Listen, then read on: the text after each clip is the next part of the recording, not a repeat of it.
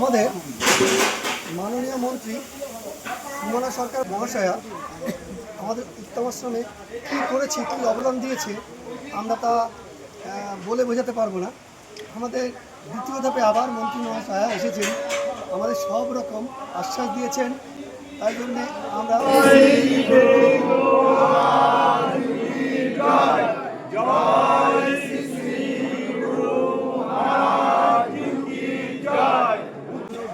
মাননীয় মন্ত্রী মহাশয়ের কাছ থেকে কিছু শুনতে চাই।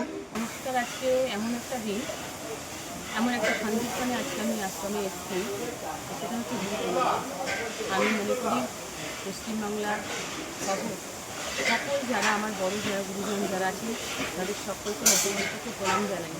আমি প্রণাম জানাই সেই সকল ব্যক্তিকে যারা সনাতন সংস্কৃতিকে জাগিয়ে তুলেছে, যে সংস্কৃতি মুছে যাচ্ছিল। আজকে আমার যারা মহারাজ সাধু সন্ততি যারা আছেন তাদের সকলকে আমি নত মস্তকে শত শত কোটি প্রণাম জানাই। ক্যামেরায় সায়ন্তনের সাথে অভিজিৎ ভদ্র, দ্য গ্রেট ইন্ডিয়া টাইমস।